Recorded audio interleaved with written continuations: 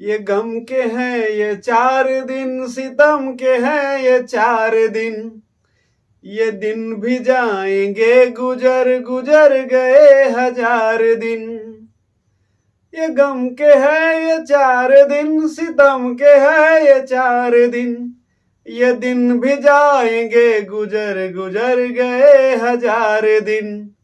कभी तो होगी इस चमन पे भी बहार की नजर, कभी तो होगी इस चमन पे भी बहार की नजर। अगर कहीं है स्वर्ग तो उतार ला जमीन पर, अगर कहीं है स्वर्ग तो उतार ला जमीन पर। तू जिंदा है तो जिंदगी की जीत में यकीन कर, अगर कहीं है स्वर्ग तो उतार ला जमीन पर, अगर कहीं है स्वर्ग तो उतार ला जमीन पर। जय श्री कृष्ण साथियों, आज हम आपको लेकर के चल रहे हैं अपनी क्षमता को पहचाने। अर्थात आपके अंदर जो चीज है उसे आप पहचानने का प्रयास करिए, क्योंकि आप इस संसार के सबसे महत्वपूर्ण व्यक्ति हैं। यदि आपको अपनी क्षमता का अंदाजा नहीं है तो दूसरा कोई कैसे अंदाजा लगा सकता है। इसलिए आप अपनी क्षमता को पहचानिए। आपके अंदर वह चीज है जो आपको सभी से बेहतर बना सकती है। इसके लिए यह जरूरी है कि अपने आप का मूल्यांकन आप करें। आप प्रश्न करिए कि क्या आपको आपकी जो क्षमता है उस पर भरोसा है। अर्थात आप अपनी क्षमता पर भरोसा करते हैं या नहीं। आप के साथ जो भी मिलता है आपको वह सफल दिखता है और आप अपने आप को असफल महसूस करते हैं। क्या आपको ऐसा महसूस होता है? यदि इस तरह के प्रश्न आप प्रतिदिन अपने आप से करते रहें तो साथियों, निश्चित रूप से आपके मन के अंदर एक ऐसी तरंगे जन्म लेंगी जो आपके जीवन की दशा और दिशा दोनों को बदल देंगी। इसलिए आप अपने आप से इस तरह के प्रश्न अवश्य करते रहें। साथियों, मैं आपको बताना चाहता हूं कि व्यक्ति कोई भी हो वह अपने आप में विशिष्ट होता है। उसे अपने आप को तो कभी कमजोर समझना ही नहीं चाहिए। कल हमारे एक मित्र से बात हुई, उन्होंने हमसे यह कहा कि सर, जो सफल हो जाते हैं उनकी जो पैमाना होता है, जो जमाना है, वह उनके पैमाना को अलग निर्धारित कर देता है। रिश्तेदार से लेकर के सब आपकी अलग तरीके से इज्जत करना शुरू कर देते हैं और जो सफल नहीं है उसको कुछ समझते नहीं हैं। अर्थात उनका यह कहना था कि जो व्यक्ति एक हिसाब से सर्विस में आ गया या कुछ कर रहा है उसको सब कोई मानता है, सब कोई स्थान देता है, लेकिन यदि कुछ कर नहीं पा रहा है तो उसको स्थान नहीं दिया जा रहा है। तो ऐसे बिंदु पर उनका यह कहना था कि उसे कैसे जवाब दिया जा सकता है, उन रिश्तेदार लोगों को या उन लोगों को कैसे जवाब दिया सकता। तो मैं तो सबसे पहले उनसे यह कहना चाहूंगा, मैं कहा भी और उसके बाद से आप सभी से मैं यह कहना चाहूंगा कि जो यदि आपके अगल बगल हैं, चाहे वो आपके सगे संबंधी हो, रिश्तेदार हो, चाहे आपके जो भी हो, यदि आपकी बात कर रहे हैं, आपकी बात कर रहे हैं, अर्थात आपको कुछ बोल रहे हैं, आपकी आलोचना कर रहे हैं, तो समझिए कि आप जिंदा हैं। क्योंकि जब व्यक्ति जिंदा होता है, जिसकी जो संकल्पनाएं हैं, जो सपने हैं जिंदा होते हैं, तो उसकी निश्चित रूप से आलोचना होती है। जब आपके सपने ही नहीं रहेंगे, अर्थात आपके सपने मर जाएंगे, आप मरणासन स्थिति में पहुंच जाएंगे, तब तो उस समय में सिर्फ आपकी तारीफ होगी, वहां पर आपकी आलोचना नहीं होगी। इसलिए आप महसूस करिए कि यदि ऐसा हो रहा है आपके साथ तो आप सर्वप्रथम यह जानिए कि आप जिंदा हैं। यदि आपको कोई कमजोर समझ रहा है, अर्थात कमजोर समझने की भूल कर रहा है, तो उसे आप यह बताइए, उसे आप यह यकीन दिलाइए कि सुनामी को क्या आपने देखा है। अर्थात सागर की लहरें जब तक अपने हद में रहती हैं, अर्थात उनका भाव जब तक अपने तक सीमित रहता है तब तक उनके अस्तित्व को कोई महसूस नहीं कर पाता है। लेकिन जब वह सुनामी का रूप ले लेती हैं तो सब लोग जान जाते हैं कि सागर में कितनी गहराई है और उसके अंदर कितनी क्षमता है और वह क्या से क्या कर सकता है।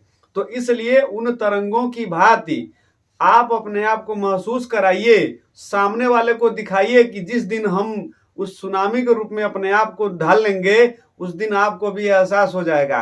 तो ऐसे लोगों को जवाब देने के लिए सबसे पहले तो आपको अपना चिंतन मनन करना पड़ेगा और अपने आप को महसूस करना पड़ेगा कि हम कहीं से कमजोर नहीं हैं। आप जिस भी क्षेत्र में जा रहे हैं, आपको स्वीकार नहीं कर पाया अभी तक, तो यह मत समझिए कि आपके अंदर कुछ नहीं है। यदि वह क्षेत्र स्वीकार नहीं किया है तो हो भी सकता है कि उसने आपको समझा ही नहीं, उसने आपको जाना ही नहीं। आप कहीं कार्य करने जा रहे हैं, व्यक्ति आपको यदि नहीं ले रहे हैं वहां पे, तो यह मत समझिए कि आपके अंदर कुछ है ही नहीं।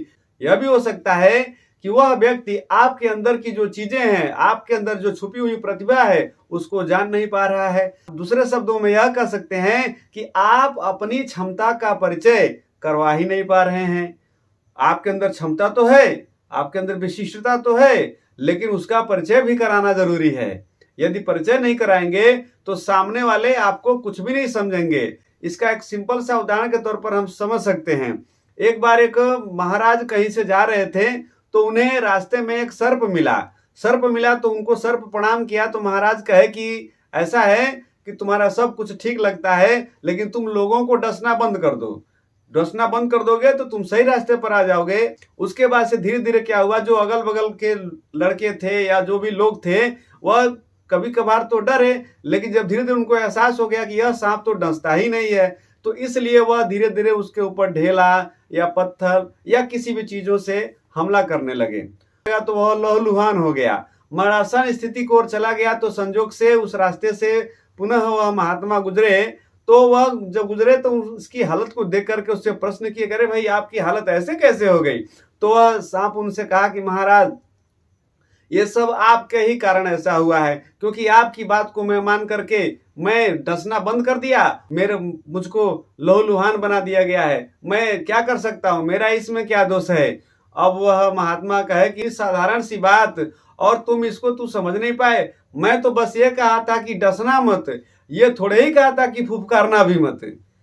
तुमने अपना जो अस्तित्व है उसको तो कम से कम बना कर करना चाहिए था।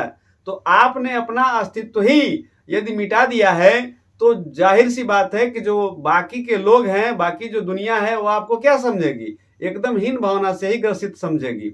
इसलिए आपका जो वजूद है, आपकी जो क्षमता है, उसको आप मिटाइए मत, उसको आप न्यून मत होने दीजिए। उसे आप महसूस कराते रहिए समय समय पर दुनिया को कि वास्तव में हमारे अंदर। साथियों, मैं आपको यह बताना चाहता हूं कि कभी कभी हम सभी के जीवन में ऐसे क्षण आते हैं या ऐसे पल आते हैं जिसमें हम अपने आप को मानने लगते हैं कि हम बहुत कमजोर हैं, या हमारे अंदर वह चीज नहीं यदि रहती तो मैं ऐसे करता या करती, या मेरे सामने यह होता वह होता। लेकिन आपको हम बता दें कि ऐसा सिर्फ वह हमारे मन स्थिति, अर्थात हम अपने अंदर बाहरी दुनिया को जानने की जो कला है उसको भूल चुके हैं। बाहरी दुनिया से जो ऊर्जा ग्रहण करने की कला है उसको हम भूल चुके हैं। तो कम से कम बाहरी दुनिया से ऊर्जा ग्रहण करने की जो कला है उसको तो हमको याद रखना चाहिए हर क्षण। यदि वह कला हमें हर क्षण याद रहे तो निश्चित रूप से हमें सफल होने से कोई नहीं रोक सकता है। सफलता की परिभाषा यह नहीं है कि केवल आप कहीं नौकरी पा गए तो आप सफल हैं। आपका क्षेत्र यदि आपको विशिष्ट बनाता है तो आप वहां पर सफल हैं। साथियों, मैं आपको एक ऐसी कहानी बताने चल रहा हूं जिसको सुनने के बाद से आपको लगेगा कि जो डिसेबिलिटी है वो किस तरह से डिफरेंट रूप से एबिलिटी के रूप में सामने आती है। यह घटना है ऑस्ट्रेलिया की। ऑस्ट्रेलिया में एक ऐसे बालक का जन्म होता है जिसके 9 हाथ हैं 9 पैर हैं, और वह बालक धीरे धीरे बड़ा होता है, तरह तरह के झंझाटों, परेशानियों, दुखों से जूझता हुआ अपने जीवन को आगे बढ़ाते हुए किसी तरह से जब वह 10 साल का होता है तो उसकी जो अपने अंदर की जो क्षमता है वह जवाब दे देती है और वह बच्चा आत्महत्या को उत्सुक हो जाता है। किसी दैवी शक्ति के कारण वह बच्चा बच जाता है। तो उसकी माँ को इस घटना पर बहुत ही दुख होता है और वह उसे प्रेरित करने का कार्य करती है और कहती है कि देखो, मैं अगर प्रकृति ने ऐसा बनाया है तो आप प्रकृति को यह मत समझो कि उसने हमारे साथ बहुत ही विश्वासघात किया या प्रकृति ने हमारे साथ न्याय नहीं किया है। आप अपने आप को महसूस करिए कि जिस तरह से आप अपने आप को डिसेबल अर्थात विकलांग समझ रहे हैं, उसे अपना एक आधार बना लो। और वह लड़का उस प्रेरणा को पा करके अपने आप को अलग दिशा में मोड़ लिया। उस दिन से उसकी सारी सोच, सारे तरीके, सब कुछ बदलने लगे और वह अपने आप को एक बेहतर नागरिक बनाने की ओर अग्रसर हो गया। धीरे धीरे समय बीता, वो लड़का कुछ अध्ययन किया। अध्ययन करने के बाद से एक ऐसा समय आया कि वह ऑस्ट्रेलिया का एक बेहतर मोटिवेशनल स्पीकर के रूप में आज के समय में कार्य कर रहे हैं। उनका नाम है निकोलस व्यूजिसिक। निकोलस व्यूजिसिक को निक नाम से भी जाना जाता है। एक ऐसा व्यक्ति जिसके न हाथ हैं न पांव हैं, और वह लोगों को प्रेरणात्मक बातें बता करके और बेहतर से बेहतर कार्य करना शुरू कर दिया, और उसकी ख्याति दिन दूनी रात चौगुनी बढ़ने लगी। आपको जानकर के आश्चर्य होगा कि जो सब तरह से, अर्थात हाथ पैर होते हुए भी छलांग लगाने से डरते हैं पानी में, वह बच्चा जिसका न हाथ है न पैर है, वह अच्छा तैराक भी है, फुटबॉल भी खेलता है और लोगों को मोटिवेट भी करने का कार्य करता है। तो साथियों, मेरा यह कहने का आशय यह है, आप अपने प्रतिभा अर्थात टैलेंट को पहचानने का कार्य करिए। जिस दिन आपको आपकी प्रतिभा समझ में आ जाएगी, उसके बाद से आप कभी भी अपने आप को हीन नहीं समझेंगे या कमजोर नहीं समझेंगे, क्योंकि आप तो संसार की वह कलाकृति हैं जिसके लिए बहुत सारे देवता भी तरसते हैं। अर्थात आप मनुष्य हैं, और मनुष्य रूप में जिस तरह से भी प्रकृति ने आपको बनाया है, चाहे काला बनाया, गोरा बनाया, मोटा बनाया, पतला बनाया, नाटा बनाया, लंबा बनाया, जिस तरह से भी बनाया है, वह समझिए आपकी विशिष्ट योग्यता आपके अंदर समाहित किए हुए है। तो प्रकृति जब भी कुछ देती है तो वह बेहतर तरीके से देती है। हाँ, यह है कि हमको उस चीज को समझने की आवश्यकता होगी, और हमको यह महसूस करना पड़ेगा कि वास्तव में हमारे अंदर क्या है, और उस हिसाब से हमको कार्य करना पड़ेगा। तब जाकर के हमको सफलता मिलेगी। कभी कभी जो हमारे सामने जो लोग मिलते हैं, यदि वह गोरे हैं और हम काले हैं, तो उनको देख करके कहते हैं, ओ हो आहा बहुत बढ़िया इसको बनाया है, और हमको देखो कैसा बनाया है। और कभी कभी यदि हम गोरे हैं और सामने वाला काला दिखता है, तो उससे देख करके हंसी उड़ाते हैं, ये देखो भाई इसको कैसा बनाया, ये तो कौवे जैसा है, और मुझे देखो मुझे कितना सुंदर बनाया। ये सब क्या है? ये हमारे मन की स्थितियां हैं, और ये कहिए कि हम अपने वास्तविक सौंदर्य को जान ही नहीं पा रहे हैं। हमारा वास्तविक सौंदर्य हमारे ऊपरी बनावट से नहीं झलकता है, वह हमारे अंतःकरण से झलकता है।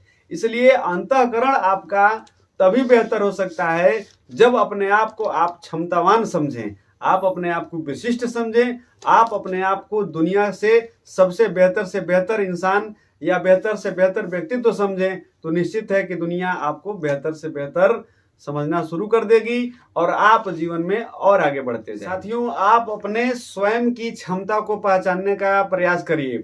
स्वयं की क्षमता को पहचानने के प्रयास में आपको मदद कर सकता है एक ऐसे व्यक्तित्व, आज के समय में भी सबके लिए प्रेरणा स्रोत का कार्य करते हैं, वह है बजरंगबली। अर्थात आप बजरंगबली को देख करके यह महसूस करिए कि उन्हें भी सारी क्षमताओं के होते हुए भी उन्हें ऐसा लगता ही नहीं था कि मैं यह कार्य कर सकता हूं। लेकिन जब उन्हें कोई ऐसा मिलता था जो उनकी क्षमताओं को उन्हें याद दिलाता था, तो वह बड़े से बड़ा कार्य कर दिए।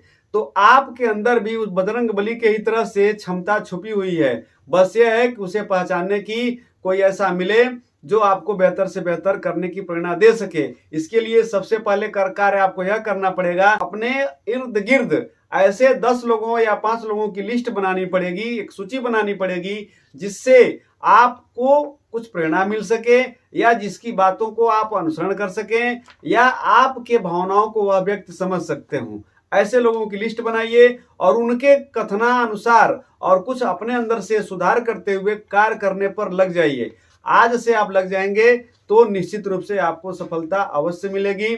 आप इस सफलता से संबंधित वीडियो को हमारे डिस्क्रिप्शन में जाकर के दिए हुए लिंक से आसानी से देख सकते हैं, और बजरंगबली पर भी आधारित हमने वीडियो बनाया है, उनसे भी सीखने के उद्देश्य से यदि आप चाहें तो हमारे डिस्क्रिप्शन में जाकर के और लिंक पर क्लिक करके बजरंगबली के जो शिक्षा है उसको आप ग्रहण कर सकते हैं। आज के वीडियो में बस इतना ही। मिलूंगा आपसे फिर नेक्स्ट वीडियो में। हाँ, इससे पहले मैं आपसे आग्रह करना चाहता हूं कि यदि आपको हमारा वीडियो पसंद आता हो तो आप इसे लाइक करें, शेयर करें और कमेंट करें, और यदि आप हमारे चैनल पर नए हैं तो कृपया आप इसे सब्सक्राइब अवश्य करें। आप सभी का बहुत बहुत धन्यवाद। जय श्री कृष्ण।